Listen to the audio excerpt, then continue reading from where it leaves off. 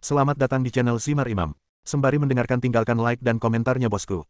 Jangan lupa pasang headset kalian. Siapkan kopi dan camilan. Lupakan pahitnya kehidupan. Mari kita dengarkan sambil rebahan. Penembak jitu terbaik. Bab 549. Pacuan kuda-kuda. Ketika matanya tertuju pada potret itu, Lian tidak bisa menahan diri untuk tidak mengutuk dalam hatinya. Masih kalimat yang sama. Jika bukan karena Huzi adalah seorang tetua dan teman orang tuanya, dia pasti sudah lama memukuli bocah tua ini. Tentang apa potret itu? Ini bahkan bukan coretan anak berusia 2 tahun, dan hanya butuh waktu 1 jam. Sehat. Lian juga yakin. Jika Huzi tidak sengaja mempermainkannya, maka dia pasti akan dianggap ahli seni lukis jiwa. Xiao Anzi, ibumu cantik bukan? Huzi bertanya dari samping, yang membuat Lian sangat marah hingga ingin menghajar seseorang. Paman, aku harus pergi terlebih dahulu.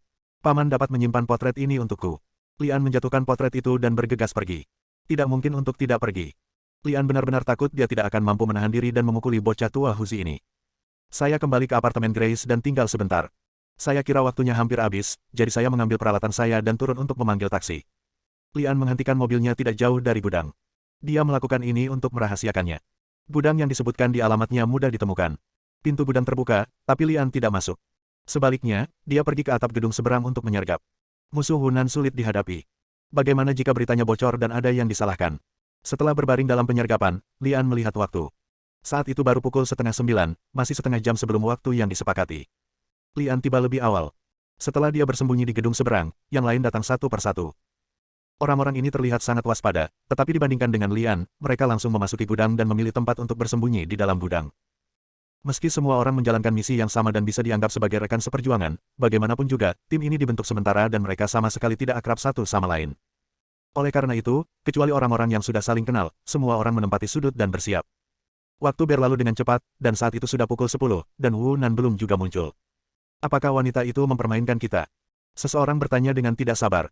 Mungkin tidak. Jika dia menyebarkan misi palsu, dia akan masuk daftar hitam. Lalu kenapa setelah sekian lama tidak muncul? Tunggu sebentar lagi, masih ada 30 detik. 30 detik, sangat singkat, tapi sangat lama. Lian bersembunyi di lantai atas di sisi berlawanan, dan area yang dijangkaunya sangat luas. Saat ini, dia melihat sebuah minibus mendekat dengan cepat, tanpa ada jeda di jalan, dan langsung menuju ke gudang. Yang akan datang. Lian mengemasi perlengkapannya dan turun ke bawah.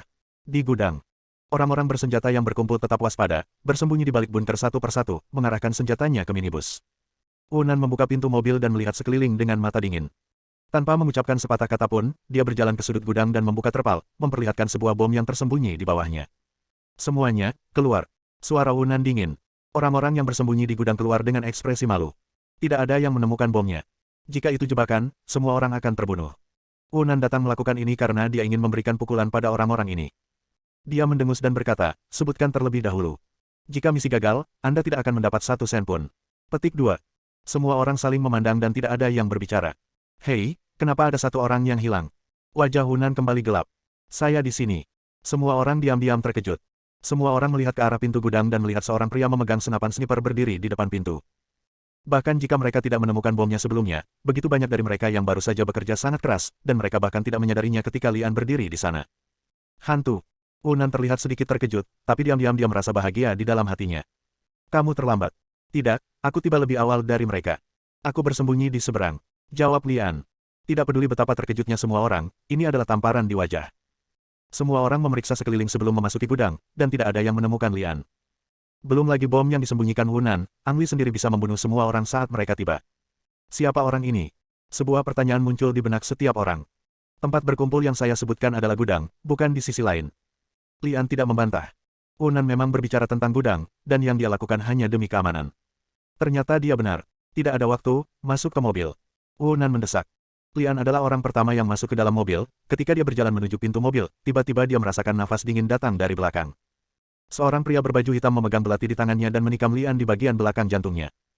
Dia adalah satu-satunya pembunuh di tim sementara ini, dan keterampilan terbaiknya adalah bersembunyi dan membunuh. Kemunculan diam Lian barusan membuat si pembunuh merasa posisinya tertantang, jadi dia diam-diam menyerang Lian. Dia tidak benar-benar ingin membunuh Lian, dia hanya ingin memberi pelajaran pada Lian. Tepat. Ketika belati si pembunuh hendak mengenai Lian, Lian tiba-tiba menghilang dari hadapannya. Detik berikutnya, si pembunuh merasakan pergelangan tangannya dicengkeram, dan dia tidak bisa menahan diri untuk tidak menusuk tenggorokannya. Pembunuh yang ketakutan itu gemetar dan secara naluriah mundur, hanya untuk dihalangi oleh tembok. Bagaimana bisa tembok tiba-tiba muncul? Pembunuhnya menoleh ke belakang dan melihat bahwa itu bukan tembok, tapi Lian, yang baru saja ingin dia serang secara diam-diam.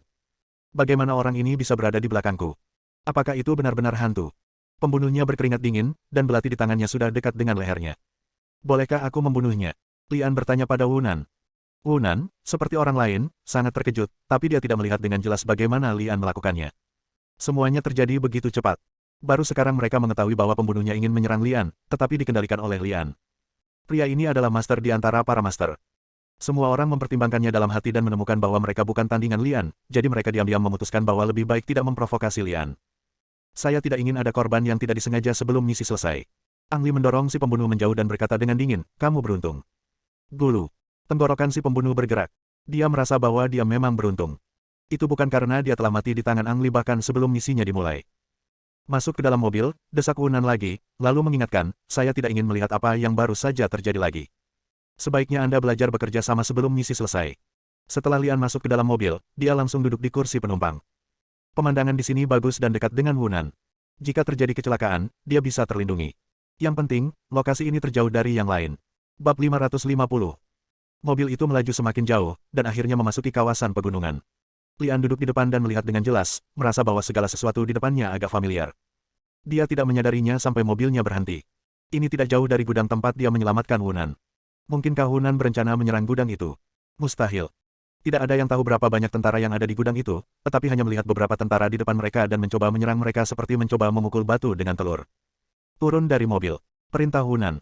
Semua orang tahu bahwa pertempuran akan segera dimulai. Mereka masing-masing memegang senjata dan perlengkapan dan menatap sekeliling dengan saksama. Bisakah Anda memberitahu kami apa misi kami sekarang? Seseorang bertanya. Ikuti aku. Wunan masih tidak berkata apa-apa dan memimpin semua orang menuju gudang. Ketika dia masih berada 5 atau 6 kilometer jauhnya dari gudang, Wunan berhenti dan memberi isyarat agar semua orang bersembunyi. Di seberangnya ada jalan berkelok-kelok, yang juga merupakan satu-satunya jalan menuju gudang. Nanti ada mobil yang turun dari gunung. Tugasmu adalah menyergap mobil tersebut dan membantu memindahkan barang-barang yang ada di dalam mobil tersebut. Berhati-hatilah agar tidak merusak barang-barang di mobil, jika tidak, Anda tidak akan mendapat sepeser pun. Wunan berkhotbah. Perampokan. Orang-orang yang dipekerjakan adalah semua orang yang menjilat darah di ujung pisau. Mereka tidak peduli barang apa yang ada di mobil itu. Selama Wunan membayar, mereka tidak peduli apakah itu perampokan atau bukan. Misinya terdengar sangat sederhana. Kita semua adalah tentara profesional, dan senjata serta perlengkapan di tangan kita bahkan lebih kuat, termasuk peluncur roket dan senapan mesin berat. Merampok mobil saja tidak sulit sama sekali. Kecuali Lian, sepertinya tidak ada orang lain yang tahu bahwa ada pangkalan militer yang jaraknya 5 km, apalagi barang-barang yang diminta Wunan untuk mereka ambil terkait dengan pangkalan militer tersebut. Setiap orang harus menyergap di kedua sisi jalan. Pada tengah malam, sebuah truk box besar melaju di jalan dari gunung. Itu adalah tujuan Wunan. Hanya satu mobil. Lian sedikit mengernyit, merasa segala sesuatunya terlalu sederhana, lebih seperti jebakan. Melalui teropong, Lian melihat bahwa yang mengemudikan kendaraan hanyalah pengemudinya, bahkan bukan orang yang mengawal kendaraan tersebut. Kalau ada yang tidak beres, pasti ada monsternya.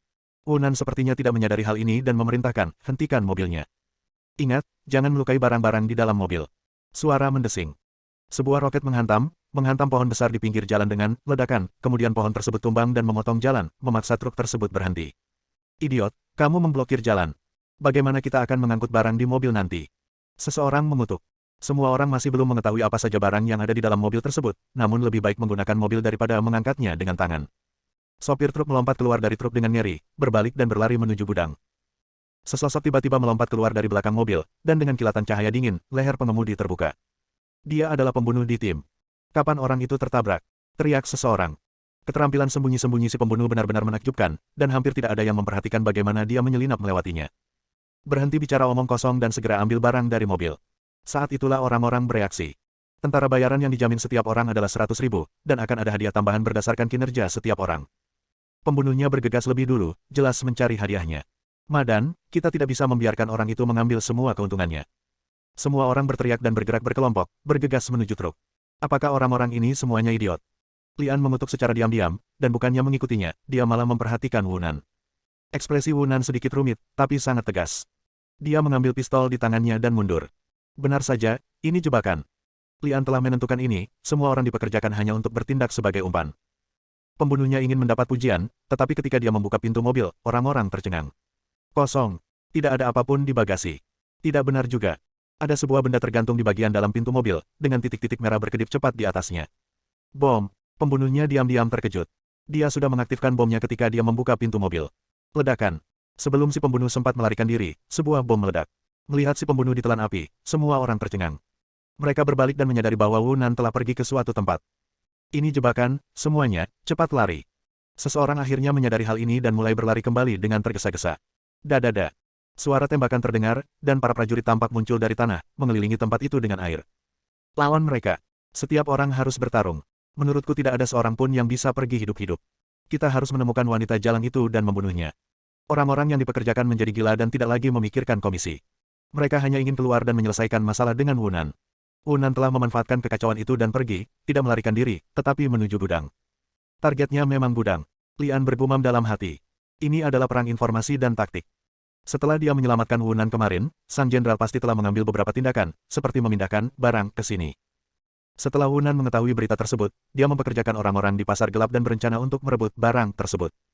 Truk yang membawa barang muncul, tapi kosong. Wu Nan menggunakan semua orang sebagai umpan untuk memikat tentara dari gudang. Semua ini sudah hancur jauh sebelum semua orang mulai mengambil tindakan. Target sebenarnya Wu Nan masih di gudang, di mana terdapat bukti kejahatan Sang Jenderal, dan dia ingin menggunakan kesempatan ini untuk masuk dan mengumpulkan bukti. Lian menggelengkan kepalanya dan menghela nafas. Wu Nan adalah seorang ibu yang putus asa, tetapi dia tidak pernah bisa membuat rencana pertempuran yang rumit seperti itu. Anthony atau seseorang di belakang layar pasti telah menghasutnya untuk melakukan ini. Lian mengikuti Wu Nan dan diam-diam mendekati gudang. Lebih dari separuh pasukan di gudang telah dikerahkan untuk berperang sejauh 5 km. Ketika Lian tiba di sini, dia menemukan bahwa tentara yang menjaga gudang telah meninggal. Tampaknya ada penyergapan di sini pagi-pagi sekali, dan mereka memanfaatkan perang di sana untuk melancarkan operasi. Wu Nan tidak memasuki gudang, tetapi menyiapkan penyergapan di luar gudang. Lian bersembunyi di belakang Wu Nan dan melihat sekeliling melalui teropong. Penjaga di sisi gudang terbunuh oleh peluru, tetapi tidak ada suara tembakan yang terdengar dari sini sebelumnya. Awalnya dipastikan pria bersenjata tersebut menggunakan peredam dan membunuh dari jarak jauh, yang berarti pria bersenjata tersebut adalah seorang penembak jitu. Namun anehnya Lian berkeliling dan mencari tempat persembunyian yang paling mungkin berdasarkan sudut kematian tubuhnya, namun ia tidak menemukan keberadaan penembak jitu. Apakah penembak jitu masuk? Seharusnya tidak demikian. Keistimewaan seorang sniper adalah membunuh sasaran dari jarak jauh, sehingga tidak masuk akal jika langsung masuk ke gudang untuk pertempuran jarak dekat. Bab 551. Lian memeriksa sekeliling lagi. Kali ini kami lebih berhati-hati dibandingkan sebelumnya, dan cakupan pemeriksaannya lebih luas. Saat larut malam, meski dengan Night Vision Scope, jangkauan yang terlihat jelas masih sangat terbatas. Namun kali ini Lian masih menemukan masalahnya. Ada tangan di dekat titik penyergapan sedikit lebih jauh dari sebelumnya. Itu hanya sebuah tangan, tanpa lengan atau tubuh yang terhubung dengannya. Belakangan, Lian melihat benda mirip kepala di rerumputan. Belum ada bagian tubuh lain yang ditemukan, namun yang pasti penembak jitu itu telah terpotong-potong. Siapa yang akan membunuh seseorang dengan kekerasan seperti itu, monster? Ah! Jeritan tiba-tiba terdengar dari dalam gudang. Kelopak mata Lian sedikit tenggelam, seolah dia memikirkan sesuatu. Jeritan itu datang satu demi satu, dan wajah Wu Nan menjadi jelek. Selama periode ini, juga terjadi tembakan, tetapi begitu dimulai, tembakan berhenti. Ah, jangan kemari. Papa. Saat jeritan teror datang, seorang pria berlumuran darah terhuyung keluar gudang sambil menembak. Wu Nan mengenali anggota tim operasi khusus yang sedang menyergap di sini. Tugas pihak lain adalah memasuki gudang untuk mendapatkan bukti. Sesosok segera keluar. Penampilannya terlihat jelas di bawah cahaya. Dia mengenakan seragam kamuflase. Dia lebih tinggi dari orang biasa.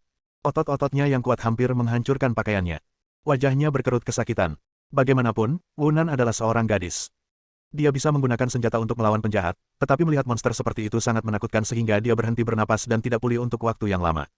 Ah! Anggota tim pasukan khusus dikejar oleh monster itu bahkan sebelum dia bisa mengambil 2 langkah. Monster itu melambaikan tangannya, dan salah satu lengan anggota pasukan khusus itu robek dan terbang lebih dari 10 meter. Kepalanya juga jatuh dan dipotong-potong menjadi beberapa bagian di depan semua orang. Ini bukan pertama kalinya Lian melihat monster ini dan mengenalinya sebagai produk dari proyek Dewa Perang Sang Jenderal. Ups! Lian diam-diam mengatakan sesuatu yang buruk. Setelah monster itu membunuh anggota tim pasukan khusus, dia berbalik untuk melihat ke arah Wu Nanzang. Dia menemukannya. Merayu. Monster itu mengeluarkan tangisan yang tidak menyenangkan, berbaring dengan tangan di tanah, dan menerkam Wu Nan seperti binatang buas. Wu Nan akhirnya bereaksi, mengangkat pistol di tangannya dan menarik pelatutnya. Detik berikutnya dia ketakutan lagi. Semua pelurunya telah habis, tapi monster itu tidak jatuh, dan kecepatannya tidak melambat sama sekali. Tidak bisakah kamu memukulku sampai mati? Wu Nan berdiri di sana dengan gemetar, bahkan lupa untuk melarikan diri. Lian tahu bahwa ini akan menjadi hasilnya, dan reaksinya jauh lebih cepat daripada reaksi Wu Nan. Dia dengan cepat mengganti magasin yang berisi peluru penusuk baju besi dan mengunci monster itu melalui teropong. Satu-satunya kelemahan monster itu adalah kepalanya. Anda hanya bisa membunuhnya dengan meledakkan kepalanya. Namun pergerakannya sangat cepat bahkan Ang Li pun tidak bisa menjamin bisa mengenai kepala lawan dengan satu tembakan. Bang! Ang Li menarik pelatuknya, memilih menyerang tubuh target yang lebih besar. Engah! Peluru biasa tidak dapat merusak tubuh monster sama sekali, atau kerusakannya minimal, namun peluru yang menembus armor menembus tubuh monster dalam waktu singkat. Bagaimanapun, itu adalah peluru yang bahkan bisa menembus deteng. Tidak peduli seberapa kuat tubuh monster itu, dia tidak bisa lebih kuat dari deteng. Tembakan ini tidak menimbulkan kerusakan fatal pada monster tersebut, namun berhasil menarik perhatian monster tersebut. Ah! Monster itu mengeluarkan teriakan tidak menyenangkan, menyerah untuk membunuh Wunan, dan berbalik menyerang Lian. Ang Li menginginkan efek ini. Tadinya sangat sulit untuk memukul kepala monster itu, tapi sekarang relatif lebih mudah jika lawan menghadap Anda. Monster itu sangat cepat, menutup jarak hingga setengahnya dalam sekejap mata. Seiring dengan semakin mengecilnya jarak, persentase tembakan Ang Li pun semakin meningkat. Bang! Sebuah suara tembakan terdengar, dan peluru tersebut mengenai kepala monster itu dengan akurat, meninggalkan lubang di kepala. Hanya saja, vitalitas monster itu terlalu kuat. John menggunakan 2 peluru penembak jitu anti-material untuk membunuh monster itu. Tingkat kematian dari peluru penusuk baju besi senapan penembak jitu jauh lebih buruk dari itu. Monster itu tidak mati, tapi malah membuatnya marah. Dia bergegas menuju Lian dengan putus asa, dan jarak antara kedua pihak menjadi semakin dekat. Lian hanya berdiri, memegang senapan snipernya dan menahan napas, menatap monster itu. 50 meter, 20 meter, 10 meter. Bang! Ang Li akhirnya menarik pelatuknya, dan peluru masuk ke mata kanan monster itu dan terbang keluar dari belakang kepala. Panggilan. Kecepatan monster itu terlalu cepat, dan ia berlari menuju Lian dengan kelembaman, dan akhirnya jatuh di kaki Lian. Kepala, mata. Ang Li selanjutnya menentukan kelemahan monster tersebut. Akan lebih mudah untuk membunuh monster tersebut dengan menyerang matanya yang berada dekat dengan bagian tengah alis. Jika menyerang langsung di antara alis, itu akan menjadi sedikit lebih sulit. Mata adalah mata rantai yang lemah, namun terdapat lapisan pertahanan tengkorak ekstra di antara alis. Jika dia baru saja menyerang langsung di antara kedua alisnya, dia mungkin tidak akan bisa membunuhnya. Lian tidak tahu berapa banyak monster seperti ini yang ada. Jika 2 atau 3 monster muncul pada saat yang sama, belum lagi melindungi Wunan, dia mungkin akan terlibat. Selain itu, musuh yang berjarak 5 km pasti akan kembali, yang akan menjadi saat yang merepotkan. Cepat pergi. Lian berteriak pada Wunan, yang tertegun. Wunan gemetar, dan bukannya melarikan diri bersama Lian, dia malah bergegas menuju gudang. Gadis ini benar-benar putus asa. Setelah melihat ini, Lian melangkah, membuat Wunan pingsan, dan membawanya pergi. Untungnya, tidak ada monster yang muncul lagi, dan para prajurit tidak mengejarnya. Setengah jam kemudian, sebuah helikopter bersenjata mendarat di kompleks gudang, dan John menemani sang jenderal berjalan keluar dari atas. Letnan Kolonel berlari dengan cepat, memberi hormat dan berkata, laporkan kepada jenderal, beberapa dari mereka adalah tentara bayaran yang disewa dari pasar gelap, dan beberapa dari mereka adalah anggota pasukan khusus. Anggota pasukan khusus. Jenderal itu tersenyum menghina. Sekarang saya telah menjadi sasaran, sepertinya saya harus mempercepat tindakan saya. Setelah jeda sebentar, sang jenderal bertanya, adegannya belum dipindahkan, kan? Tidak, pertahankan semuanya seperti sebelumnya, jawab Letnan Kolonel. Jenderal itu mengangguk puas dan berkata kepada John, pergi dan lihat. John berjalan ke tempat, monster itu terbaring mati. Setelah memeriksa mayatnya dengan cermat, dia menemukan tempat di mana monster itu ditembak untuk pertama kalinya. Dia bolak-balik 3 kali sebelum kembali ke jenderal. Apa yang kamu temukan? Tanya sang jenderal. Dia seorang penembak jitu. Keahlian menembak dan konsentrasinya lebih unggul dari saya, jawab John. Oh. Jenderal itu bertanya, agak terkejut, menurutmu siapa orang itu? John berpikir sejenak dan berkata, saya hanya mengenal satu orang seperti itu, Henry, yang bertarung bersama saya di kompetisi target emas. Dia. Jenderal mengalihkan perhatiannya ke Letnan Kolonel, setelah sekian lama, masih belum ada kabar tentang dia. Bab 552. Ketika Letnan Kolonel mendengar ini, butiran keringat keluar, dan dia berkata dengan gemetar, Jenderal, kami telah menemukan beberapa petunjuk, tetapi ketika kami menyelidiki secara mendalam, semua petunjuk itu tiba-tiba terputus. Apakah itu terputus? Jenderal itu bertanya dengan curiga. Letnan Kolonel menjawab, ya. Tampaknya ada organisasi yang kuat yang ikut campur dalam masalah ini dan menghapus semua jejak orang itu. Oh. Jenderal itu menjawab dengan ringan, tapi dia tidak terlalu memperhatikan. Kalau begitu, tidak perlu mencarinya dan mengerahkan seluruh energimu ke dalam rencana God of War. Ya. Kepala sekolah menengah itu menghela napas. Wunan tidak bangun sampai keesokan paginya dan menemukan bahwa dia telah kembali ke rumah persembunyiannya di Los Angeles. Kamu sudah bangun. Anthony bergegas menemui Wunan begitu dia mendapat kabar itu. Kenapa aku di sini? Wunan bertanya dengan bingung. Oh, benar juga. Misinya gagal kemarin. Kami menemukan pelacak Anda masih aktif, jadi kami mengirim seseorang untuk menemukan Anda. Petik 2. Jawab Anthony. Misi gagal. Wunan mengerutkan kening, dan pemandangan yang dia alami kemarin muncul kembali di benaknya, seperti mimpi. Apalagi saat monster itu menyerangku di akhir, rasanya sangat tidak nyata. Wunan, apa yang terjadi tadi malam? Tanya Anthony. Dapat dikatakan bahwa operasi tadi malam direncanakan dengan sangat hati-hati dan mencapai tingkat yang sangat mudah. Jika tidak demikian, Anthony tidak akan mengirimkan pasukan khusus untuk bertindak. Wunan mengerutkan kening lagi. Seharusnya rencana yang mereka selesaikan kemarin bisa mendapatkan bukti kriminal sang jenderal, tapi gagal. Monster itulah yang merusak operasi kita. Wunan bergumam. Monster. Anthony mengerutkan kening. Wunan mengingatnya dengan hati-hati, menceritakan pengalaman tadi malam secara mendetail, dan akhirnya berteriak dengan marah, jika orang itu tidak menghentikan saya akan mendapatkan buktinya. Senyuman masam muncul di wajah Anthony, mengetahui bahwa jika Lian tidak menghentikan Wunan dan membawanya pergi, Wunan akan menjadi mayat seperti orang lain. Wunan, kamu terlalu lelah. Istirahat dulu. Kita akan membicarakan ini lain kali, kata Anthony. Oke. Wunan menjawab dengan lembut, tapi mengepalkan tinjunya dan berkata pada dirinya sendiri, anak nakal, tunggu saja aku, kamu harus bertanggung jawab untuk ini. Ah, bersin. Lian bersin, mengulurkan tangannya untuk menggosok hidung, dan berbisik pada dirinya sendiri, wanita cantik mana yang merindukanku. Karena itu, Lian membuka mobile banking dan memeriksanya. Ketika dia melihat nomor yang tidak berubah, dia tampak kecewa dan semakin merasa tidak puas. Bagaimana dengan komisi yang disepakati? Meski semua orang sudah mati, aku masih hidup, oke. Sekalipun tidak ada imbalan tambahan, saya harus diberi gaji pokok 100.000 yuan. Meski merasa tidak puas, Lian tidak berniat meminta uang kepada Wunan karena dia belum mau mengungkapkan identitasnya di depan Wunan. Jika dia muncul di depan Wunan sekarang, Wunan harus memakannya hidup-hidup. Wunan tidak memberikan uang kepada Lian. Pertama, dia telah melupakannya sebelum operasi dimulai, dia tidak pernah mengira bahwa orang yang dia pekerjakan masih hidup. Kedua, semua orang jatuh ke dalam perangkap dan bertempur sampai mati dengan pasukan sang jenderal, tetapi Lian melarikan diri. Meskipun Lian pada akhirnya menyelamatkannya, pikirannya dipenuhi kebencian karena Lian menyabot tindakannya, jadi dia tidak punya niat untuk membayar. Lian menunggu sampai tengah hari dan tidak menerima informasi apapun tentang pemindahan Wunan, jadi dia hanya bisa menghela nafas pada dirinya sendiri. Sepertinya saya hanya bisa berbelanja di pasar gelap lagi dan melihat apakah saya bisa mendapatkan misi. Ketika kami sampai di toko, agen, di pasar gelap, toko tersebut masih penuh dengan orang, dan tidak ada yang peduli sama sekali berapa banyak orang yang telah dikorbankan tadi malam. Bagi mereka, hal ini merupakan hal yang lumrah. Lian menemukan sudut untuk duduk dan mulai menelusuri tugas. Pergi ke Afrika untuk melindungi kepala suku setempat selama 3 bulan, dengan hadiah $20.000. Afrika sangat jauh dan biayanya hanya $20.000 untuk 3 bulan. Hanya orang bodoh yang mau pergi ke sana. Lian langsung menutup tugas yang telah tertunda selama setahun ini dan melihat tugas berikutnya. Suatu negara ingin menggunakan barang terlarang ke negara ketiga untuk jangka waktu yang tidak diketahui, dan imbalannya adalah $1 juta AS. Hadiah dari misi ini lumayan besar, tapi itu hanya item terlarang saja. Tidak bisakah Anda mengatakan ingin melakukan serangan teroris? Menjadi teroris. Saya tidak akan melakukan itu. Misi selanjutnya, pembunuhan. Targetnya sepertinya telah mendengar bahwa dia adalah orang baik dan tidak akan melakukannya. Artikel selanjutnya. Misi perlindungan, setengah tahun, imbalan $1 juta AS. Ini memakan waktu terlalu lama, dan saya harus meninggalkan Los Angeles. Bagaimana jika ibu saya datang mencari saya selama periode ini? Jangan lakukan itu. Artikel selanjutnya.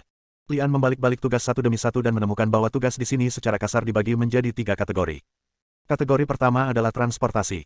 Disebut juga bisnis pengiriman ekspres, bisnis ini terutama menggunakan beberapa barang khusus, agak mirip dengan pendamping. Kategori kedua adalah pembunuhan. Misi jenis ini pada dasarnya adalah pekerjaan para pembunuh, dan sebagian besar targetnya adalah orang-orang baik. Coba pikirkan, orang baik apa yang datang ke sini untuk membunuh orang lain. Kategori ketiga adalah pengawal.